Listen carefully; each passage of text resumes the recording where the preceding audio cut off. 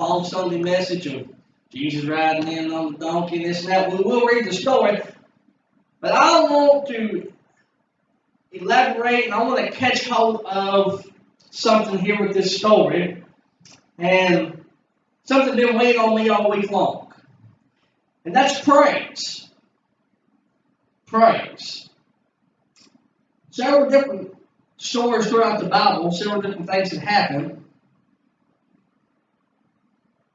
They had faith, but there was one more element with it, and that was praise. So today we're going to look at the scripture here, and we're going to talk a few minutes. Then we're going to talk about praise. At the end of the story here, in the scripture here we read where Jesus is coming to the city, there's a scripture here that really emphasizes on this. So if you got your Bibles this afternoon, we're going to look in the 19th chapter of Luke. And we're going to take a look here and see about praise. Amen? So Luke 19, starting verse number 28. It says, when he had thus spoken, he went before, ascending up to Jerusalem. And it came to pass when they come nigh into Bethhashpath and Bethany at the mount called Mount of Olives, he sent two of his disciples, saying, go ye into the village over against you, in which at your entering you shall find a colt tied, whereon yet never man sat. Loose him, bring him hither. And if any man ask you, why do you loose him?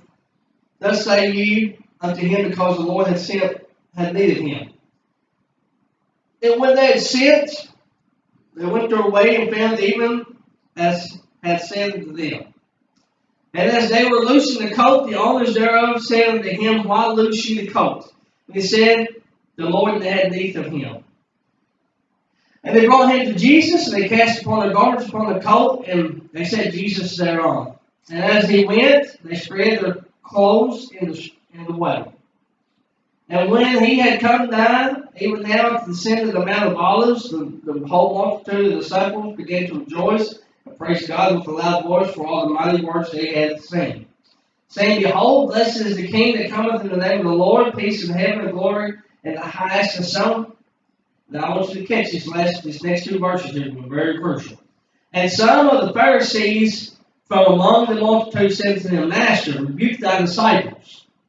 And he said unto them, I tell you that, if these should hold their peace, the stones would immediately cry out. May the Lord add the blessing to the reading of his word. So they received Jesus and made his triumphal entry into Jerusalem. He went and got a colt that's never been set on before, it's never been used. It was brand new. It had no spot, nothing ever touched his back. I'm here to tell you, nothing used is good enough for Jesus. We have to give our very best to him. That colt was the very best. It had never been used, never been touched, nothing ever been put on its back to carry. It was brand new, straight out the gate. So Jesus climbed up on it, rolled into the city.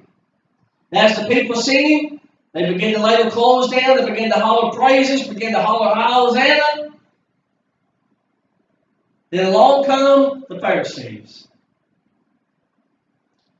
We have a lot of Pharisees we're dealing with today, folks. A lot of things is going on in our time around us. I'm talking locally here. I'm not talking in the world, United States. But I'm talking locally, right here in Dawson Springs. There's a lot of things that's happening that's never happened before. People stoning one another. People talking about one another. People just letting their tongues wag. And some really have no business to be letting their tongues wag. But they are, the throwing stones, talking about one another. Putting their hand against God's people. Putting their hand against the man of God. The Bible says, touch not the anointed, do thy prophets no harm. Listen, any of us are susceptible to anything at any time. Anything can happen to us. Anything can happen in this church right here. Anything can happen to me.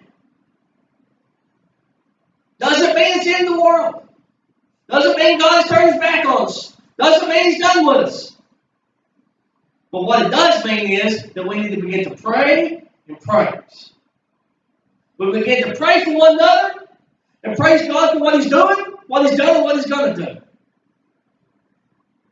So he wrote in and called him blessed Hosanna. Told him how great he was. When's the last time you told Jesus how great he was? When's the last time you went before Jesus and said, Jesus, I don't need nothing, but I just need to tell you that I love you and that you are worthy of all praise. No, the only time we want to go before Jesus is when we say, Lord, it's me again. I need something. I got need of something. Lord, my bank account's empty. My refrigerator's empty. God, my car ain't running. My kid ain't acting right.